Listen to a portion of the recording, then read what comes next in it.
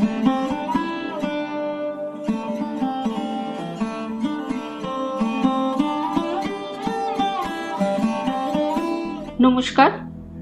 বাংলা সেরা সাহিত্য চ্যানেলে সকলকে স্বাগত জানাই।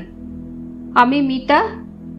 আজ আমি আপনাদের যে গল্পটি শোনাবো সেটি বিভূতিভূষণ বন্দ্যোপাধ্যায়ের লেখা একটি গল্প, নাম রাসুহারি। সেবার আষাঢ় মাসে আমাদের বাড়ি একজন লোক এসে জুটল। গরিব লোক, খেতে পায় না, তার নাম রাসুহারি। আমরা তাকে 7 টাকা মাইনে মাসে ঠিক করে বাড়ির চাকর হিসেবে রেখে দিলাম। প্রধানত সে গরু বাছুর দেখাশুনো করত, ঘাস কেটে আনতো নদীর চর থেকে, সানি মেখে দিত জল দিয়ে। বাবা মারা গিয়েছিল আমাদের অল্প বয়সে। 3 ভাইয়ের মধ্যে আমি বড়। লেখাপড়া আমার গ্রাম্য পাঠশালা পর্যন্ত। ছোট ভাই দুটি ডান্ডাগুলি খেলে বেড়াতো, এখন চাষের কাজে আমাকে সাহায্য করে। রাসু বছরখানেক কাজ করার পরে একদিন রাত্রে আমাদের বড় বলদজোড়া নিয়ে অন্তর্ধান হলো। আমাদের চক্ষু স্থির। তখনকার সস্তার দিনেও সে গরু জোড়ার দাম 200 টাকা। আমার ছোট ভাই সত্যচরণের বড় সাধের বলদ। সে ভালো গাড়ি চালাতে পারত বলে শখ করে জন্তিপুরের গোহাটা থেকে ওই গরু জোড়া কিনে এনেছিল। ভোরবেলা মা ওঠেন সকলের আগে। সেদিন উঠে চণ্ডীমণ্ডপে গিয়ে দেখেন রাসু নেই। যে কম্বলখানা গায়ে দিয়ে শুতো সেখানেও নেই। গোয়ালে দেখেন বলদ জোড়াও নেই। আমাকে উঠিয়ে বললেন, হ্যাঁ রে নীলে, রাসু গেল কোথায় জানিস? আমার তখন বিয়ে হয়নি। সত্য আর আমি এক ঘরে শুই। আমি উঠে চোখ মুছতে মুছতে বললাম, তা কি জানি, মাঠের দিকে গেল না তো? এত ভোরে সে কোনো দিন মাঠে যায় না, আজ গেল কেন?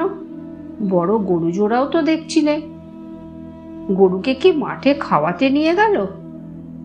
এত সকালে আর এই শীতে কখনো তো যায় না। তাই তো, দাঁড়াও উঠি আগে। বহু খোঁজাখুঁজি হলো সারাদিন ধরে। রাসুহারি না পাত্তা। নির্ঘাত ভেগেছে গরু জোড়া নিয়ে। অমন গরু জোড়া! সত্য তো পাগলের মতো হয়ে গেল। ওর গায়ে খুব জোর, খুব সাহসী আর জেদি ছোকরা। বললে, দাদা চলো, ওর বাড়ি সেই বেলডাঙা যাব।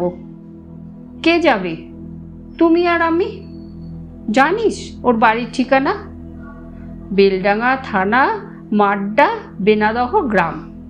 ও 2বার চিঠি পাঠিয়েছে ওই ঠিকানায়।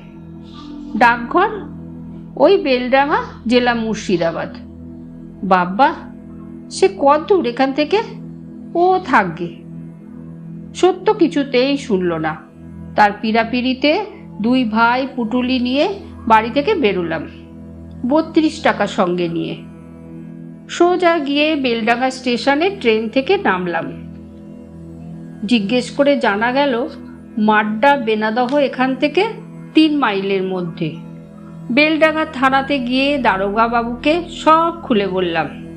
তার নাম পঞ্চানন্দ রায়, বাড়ি হুগলি জেলা। আমার মুখে সব শুনে তার দয়া হলো।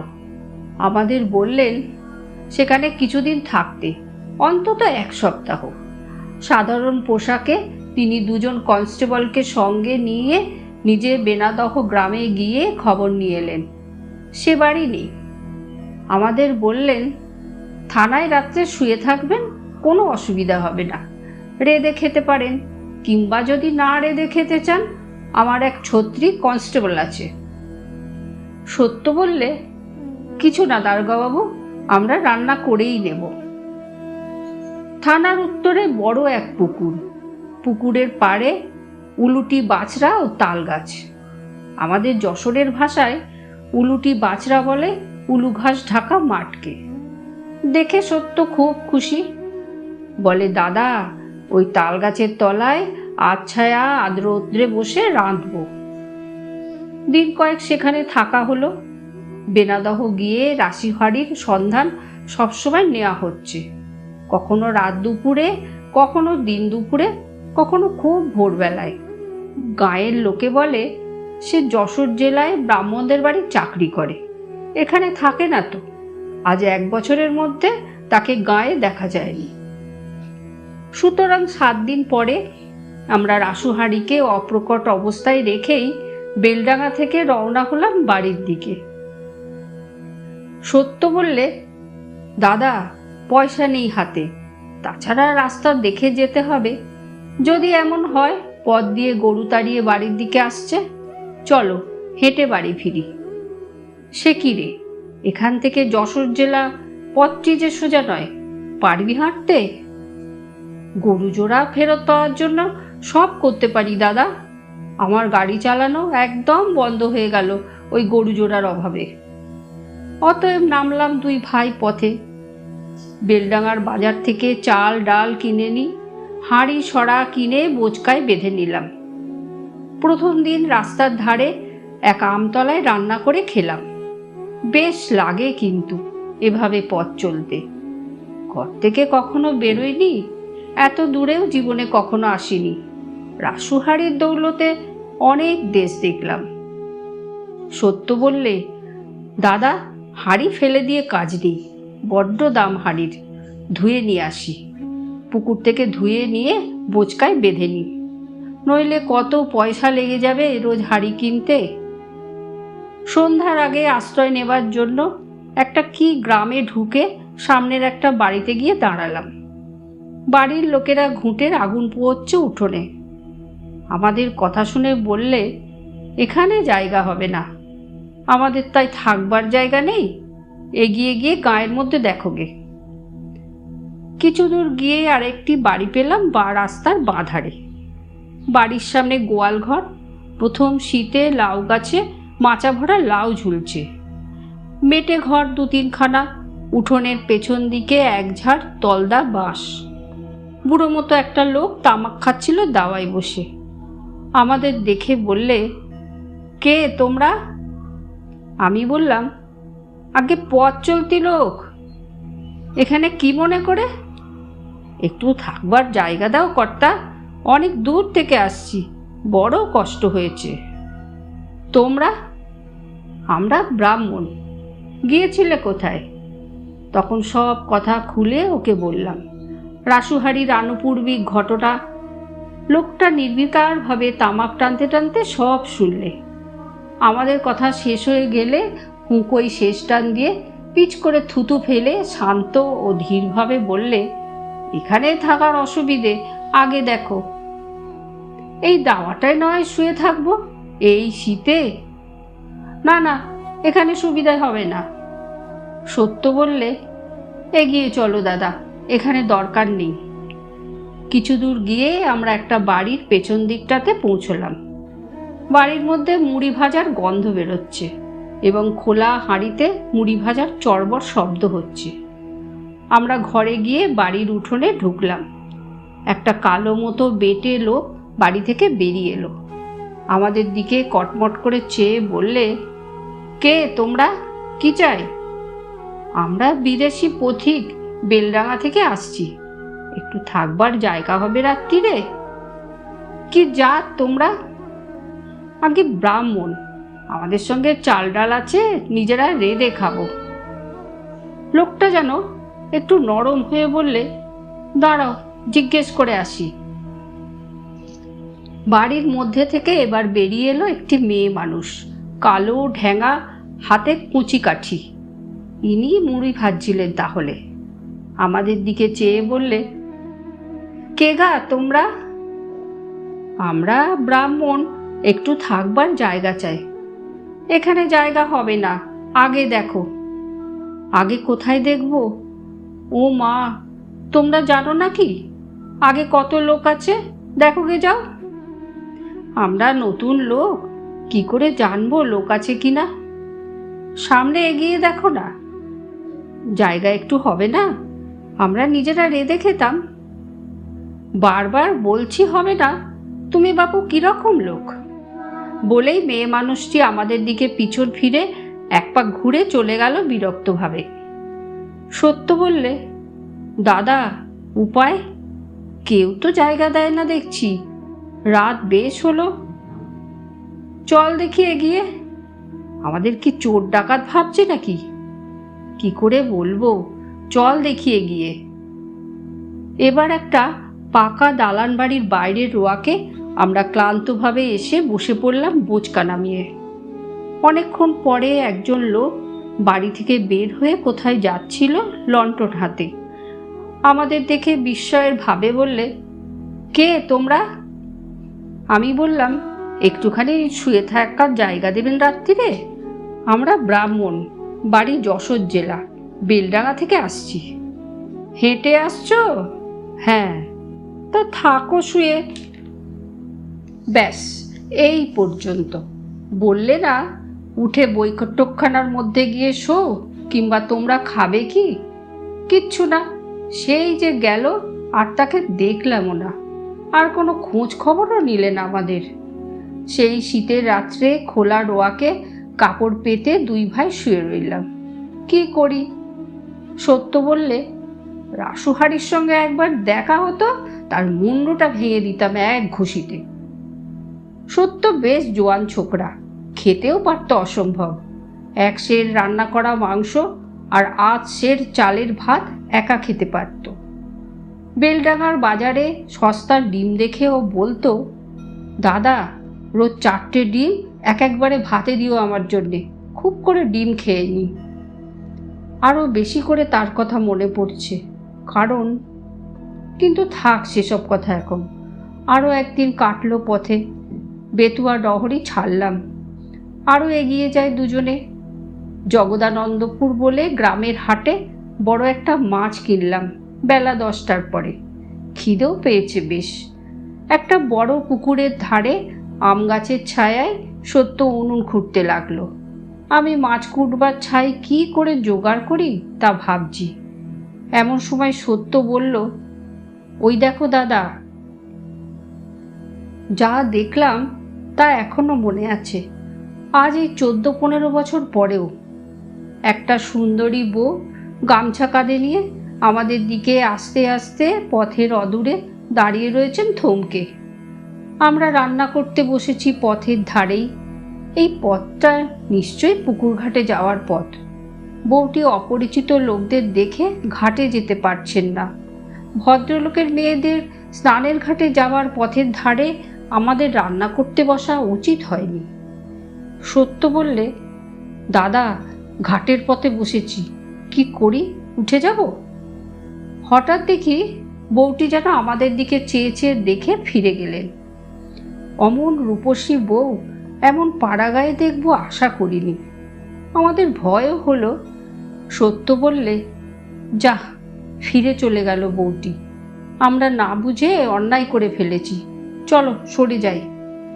পরক্ষণেই ভয়ের সুরে বললে, দাদা লোক আসছে এদিকে, বউটি গিয়ে বাড়িতে বলে দিয়েছে, চলো পালাই, মারবে। আমি আশ্বাস দিয়ে বললাম, কেন পালাতে হবে কেন? কি করেছি আমরা? মার বুঝি সস্তা? দুটি ছোকরা এসে আমাদের কাছে দাঁড়ালো। আপনারা আসছেন কোথা থেকে? আমি বললাম, বেলডাঙা। যাবেন কোথায়? যশোর জেলা। আপনারা ব্রাহ্মণ? আজ্ঞে হ্যাঁ। কিছু মনে করবেন না, আমাদের খুড়িমা। আমরা ভাবছি এই রে, এইবার আসল কথা বলবে। আমাদের খুড়িমা এসেছিলেন নাইতে। তিনি ফিরে গিয়ে বললেন, দুটি ব্রাহ্মণের ছেলে আমাদের বাড়ির সামনে উনুন খুঁড়ে রেঁধে খেতে যাচ্ছে দুপুরবেলা। ওদের গিয়ে বাড়িতে ডেকে আনো। তা আপনারা দয়া করে চলুন আমাদের ওখানে, আমি জিনিসপত্র নিয়ে যাচ্ছি। আমরা তো অবাক, এমন কথা বিদেশে কখনো শুনিনি। লোকে একটু শোবার জায়গায় দিতে চায় না, আর কিনা রাস্তা থেকে ডেকে নিয়ে যেতে চাইছে। সত্য বললে, ও দাদা, কি যাবে নাকি? ছোকরা দুটি বলে, যেতেই হবে, খুড়িমা নইলে ছাড়বেন না। আমাদের হুকুম, নিয়ে যেতেই হবে আপনাদের। নে বলাই, ওদের বোঁচকা দুটো তোল। আমরা মুখ চাওয়াচাওয়ি করি, সত্য আর আমি। আমাদের কোনো আপত্তি গ্রাহ্য করলে না, ওরা নিয়েই গেল। একতলা কোঠা বাড়ি, বাড়ির উঠোনের ডান দিকে দুটো বড় গোলা, তার পাশেই গোয়াল বাড়ি। সামনে ছোট বৈঠকখানা। আমরা বাড়ির উঠোনে পা দিতেই একজন পৌর ভদ্রলোক এগিয়ে এসে বললেন, আসুন আসুন, আপনারা ব্রাহ্মণের ছেলে এই দুপুরবেলা বাড়ির সামনে রেঁধে খাবেন, এ কখনো হয়? বড় বৌমা দেখে এসে বললেন, ওদের নিয়ে এসো বাড়িতে। আসুন আসুন, বসুন। আমরা তত লেখাপড়া জানি নে, চাষবাস করে খাই। শিক্ষিত ভদ্রলোকের সঙ্গে আমাদের মিশতে ভয় হয়, বিশেষ করে তো ৭০, সে গরুর গাড়ি চালায়। সে বললে, দাদা এগিয়ে যাও। এগিয়ে গেলাম আমি। ওরা আমাদের নিয়ে গিয়ে বৈঠকখানায় বসালে, পা ধোয়ার জল এনে দিলে, তারপর এলো চা আর জলখাবার, ফলমূল আর ঘরের তৈরি ক্ষীরের সন্দেশ, নারকেল নাড়ু। কর্তার নাম হরিচরণ সেন, ওরা জাতে বৈদ্য। আমাকে বললেন, রান্না অবশ্যই আপনাদেরই করতে হবে, স্নান করে নিন আগে। সত্য বললে, তুমি রান্না করো গিয়ে দাদা, ওদের বাড়ির মধ্যে রান্নাঘর, আমার লজ্জা করে। স্নান সেরে অগত্যা আমাকেই যেতে হলো রান্নাঘরে। সেই সুন্দরী বউটি দেখি সেখানে উপস্থিত, টুকের ঘোমটা খুলছেন, সুন্দর মুখ, তেমনি কাঁচা হলুদের মতো রং। আমার দিদির বয়সী হবেন। আমার ইচ্ছে হতে লাগলো প্রণাম করবার, কিন্তু আমি ব্রাহ্মণ, ওরা বৈদ্য, কি মনে করবেন? আমি বললাম, দিদি আপনার বড় দয়া। দিদি মুখের ঘোমটা আরো খুলে বললেন, দয়া কিসের? ও কথা বললে আমাদের পাপ হয় না? বলতে আছে? ছি, না বলেও তো পারছি রে দিদি। না, বলতে হবে না। রান্না করতে জানেন? আমি হেসে বললাম, পারিনে তো করে খাচ্ছে কি করে দিদি? আমার ভাই বাইরে বসে আছে, সে আরো ভালো রান্না করতে পারে। কই, তিনি বাইরে বসে আছেন কেন? ডেকে আনুন গিয়ে, দেখি কেমন রাঁধেন। সে আসবে না, বড় লাজুক। আপনার ছোট, ৫-৭ বছরের ছোট। ডেকে আনুন, আমি রান্নার জিনিসপত্র আনি। ডাল রান্না করতে পারবেন তো? খুব। জিনিসপত্র যা তিনি আনলেন তা অনেক রকম, চাল, ডাল, ঘি, দুধ, আলু, বেগুন, কই মাছ। বললেন, সরুন, আমি কুটে বেছে দিই। ভালো কথা, আপনারা যে মাছ কিনেছিলেন সে মাছটা ভালো না, পচা। সেটা কুটে ঝাল দিয়ে রান্না করতে দিয়েছি। ও মাছ আপনাদের খেতে দেব না। বিদেশি লোক, পচা মাছ খেয়ে অসুখে কুষ্টিকে পড়বেন শেষকালটাতে, সে হবে না বাপু। একদম পচা? আমি কিনিনি, সত্য কিনেছে। ছেলে মানুষ ঠকেছে। কই, তাকে ডাকুন না। সে আসবে না দিদি, সে থাকুক বসে বাইরে, বড্ড লাজুক, ঘেমে উঠবে এখানে এসে। তাছাড়া আমরা হলাম গে পাড়া গে মুখ্য সুখ্য বামুন, লোকের সঙ্গে কথা বলতে মিশতে আমাদের লজ্জা হয়। আপনাকে দিদির মতো দেখছি বলে কোনো লজ্জা হচ্ছে না, কিন্তু অন্য জায়গা হলে। সে কথা থাক, আপনি কিরকম রাঁধেন দেখব। মাছের ঝোলে কি বাটনা দিতে হবে বলুন তো? জানি নে, কখনো তো রাঁধিনি। বিদ্যে বুঝেছি। আচ্ছা, আমি সব বলে দিচ্ছি, আপনি রেঁধে যান। বেলা হয়েছে, খিদে পেয়েছে আপনাদের। ২ ঘন্টা ধরে তিনি বসে বসে আমাকে দিয়ে রাঁধালেন। কখন মাছ ভাজতে হবে, কখন কি বাটনা কিসে দিতে হবে, সাঁতলাবার সময় কি ফোড়ন দিতে হবে। দুধ নিয়ে এলেন প্রায় ১.৫ সের। পায়েস করতে হবে নাকি? আমি সম্পূর্ণ অস্বীকার করলাম, আমার দ্বারা আর কিচ্ছু হবে না। তিনি বললেন, তা ভালো, থাক, খিদেও পেয়েছে আপনাদের, বুঝতে পারছি, ও বেলা হবে। আমি একটু একটু গান করতে পারতাম। বিকেলবেলা আমার সে বিদ্যের কথা প্রকাশ হয়ে পড়ল আমার ভাইয়ের মুখ থেকে। সন্ধ্যার পরে এলো হারমোনিয়াম ও ডুগি তবলা। আমার গান শুনে অনেকে সুখ্যাতি করত তখন। গান ভালোই গাইতাম। রাত্রে রান্না করবার সময় দিদি বললেন, আপনি এমন চমৎকার গান গাইতে পারেন ভাই। সলজ্জ সুরে বললাম, কি এমন গান? আপনাকে এখন ছাড়ছি নে, থাকুন দিন কতক এখানে, রোজ গান শুনব। সে তো আমার ভাগ্য, কিন্তু দিদি আমার যে থাকবার জো নেই, পড়ে গিয়েছি এক ফেরে। কি ফের? আমি রাসুহারির গরু চুরির বৃত্তান্ত আগাগোড়া বললাম। দিদি সব শুনে গালে হাত দিয়ে কি চমৎকার সুশ্রী ভঙ্গি করে বললেন, ও মা, আমি যাব কোথায়? সুন্দরী মেয়ে, কি অপূর্ব সুন্দরী যে দেখাচ্ছিল ওই মুহূর্তটিতে। বললাম, আপনি তো দেবীর মতো, কেউ জায়গা দিতে চায় না বিদেশি দেখে। 3 রাত কি কষ্ট পেয়েছি দিদি। আপনার মতো মানুষ কজন যে রাস্তা থেকে লোক ধরে বাড়ি নিয়ে এসে খাওয়ায়? আপনি বুঝতে পারবেন না মানুষ কত দুষ্টু হতে পারে। দিদি হেসে বললেন, আমার একটা স্বাদ ছিল, আপনি দিদি বলে ডেকে সে স্বাদ পূরণ করে দিলেন। কেন, কি স্বাদ? জানেন, আমার অনেক দিনের স্বাদ। ব্রাহ্মণ অতিথি আমাদের বাড়ি আসবেন, আমি তার পা ধুয়ে দেব নিজের হাতে। কিন্তু আপনার বেলা তা করতে পারলাম না। দিদি বলে ডাকলেন।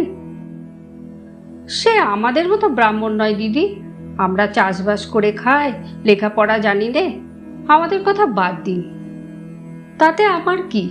আপনি কি করেন আমাদের দেখবার দরকার কি? যাকগে, এখন বলুন কদিন থাকতে পারবেন? কালই চলে যাব।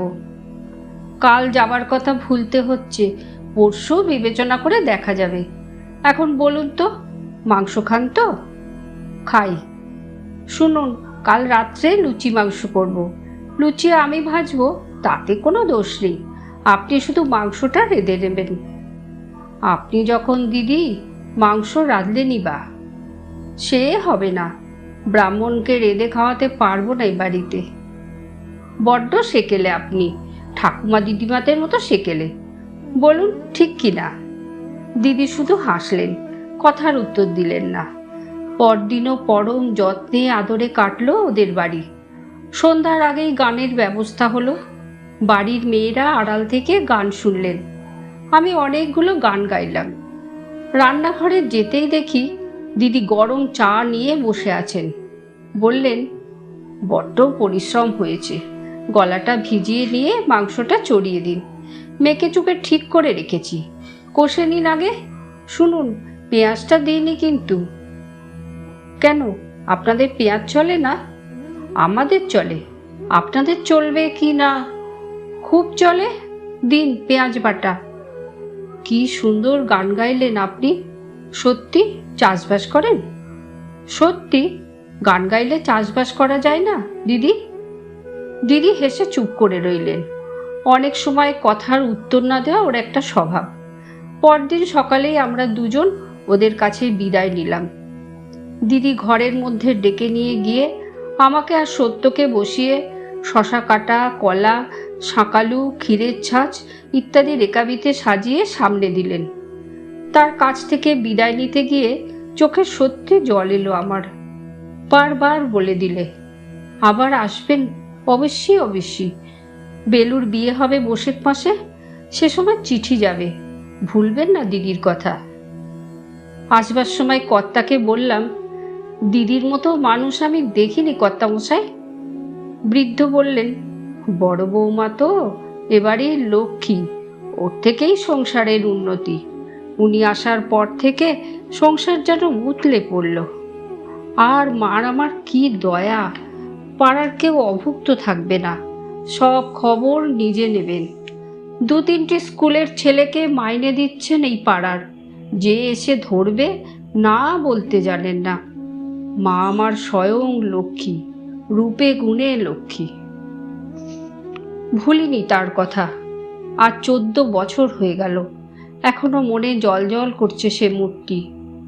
আর সেখানে যাওয়া হয়নি, কোনো খোঁজ খবরও নেওয়া হয়নি। আজ কেন একথা মনে উঠল এতদিন পরে, বলি সে উপসংহারটি।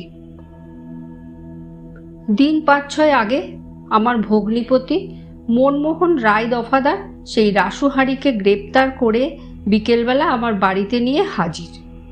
রাসুহারি জয়দিয়ার বাঁওড়ের ধারে শুয়োরের পাল চালাচ্ছিল, এখান থেকে 11 মাইল দূরে। মনমোহন থানায় হাজিরা দিতে যায় রোজ বৃহস্পতিবারে এই পথ দিয়ে। রাসুহারিকে দেখে চিনতে পেরেছে এবং চৌকিদার দিয়ে তো তক্ষুনি গ্রেপ্তার করিয়ে আমার এখানে নিয়ে এসেছে। রাসু এসে বসে চারিদিকে চেয়ে বললে,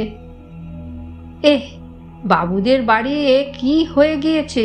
চণ্ডীমণ্ডপ নেই, গোলা নেই, কোটা ভেঙে গিয়েছে, লাঙল গরুও নেই দেখছি। আমার মাকে দেখে বললে, মা ঠাকুরুন এত বুড়ো হয়ে গিয়েছেন, আপনাকে যে আর চেনাই যায় না। ছোটবাবু কই? মা বললেন, সে ফাঁকি দিয়ে চলে গিয়েছে আজ 8 বছর। সে চলে যাওয়াতেই তো সংসার একেবারে গেল, কিছুই নেই আর এ সংসারের।